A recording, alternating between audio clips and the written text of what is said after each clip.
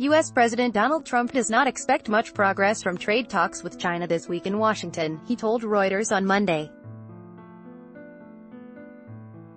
Trump said in an interview that he had no time frame for ending the trade dispute with China, which threatens to impose tariffs on virtually all goods traded between the world's two largest economies.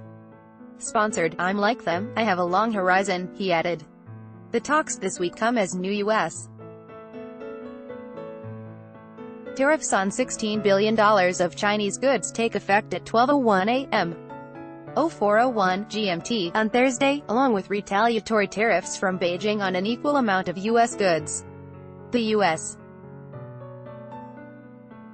Trade Representative's office also is holding hearings this week on proposals for tariffs on a further $200 billion of Chinese goods that will start to directly hit consumer products.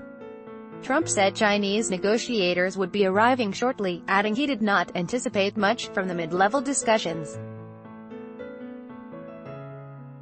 He said resolving the trade dispute with China will take time because China's done too well for too long, and they've become spoiled. They dealt with people that, frankly, didn't know what they were doing, to allow us to get into this position. Trump also accused China of manipulating its yuan currency to make up for having to pay tariffs imposed by Washington, while arguing the U.S. central bank should be more accommodating. The meetings, expected to take place on Wednesday and Thursday in Washington, are the first formal U.S.-China trade talks since June, when U.S. Commerce Secretary Wilbur Ross met Chinese economic advisor Liu He in Beijing but returned with no agreements. Since then, Washington and Beijing have been locked in escalating rounds of tit-for-tat tariffs, with tariffs on $50 billion in goods by each country expected to be in place by Thursday. Trump has threatened to impose duties on virtually all of the more than $500 billion of Chinese goods exported to the United States.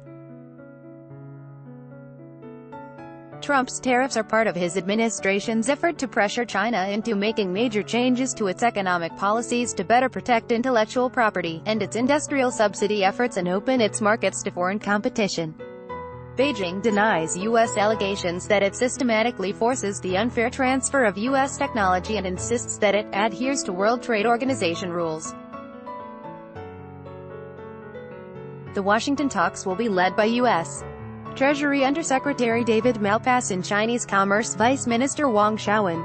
Reporting Jeff Mason and Steve Holland, writing by Peter Henderson and David Lauder, editing by James Dalglish and Cynthia Osterman.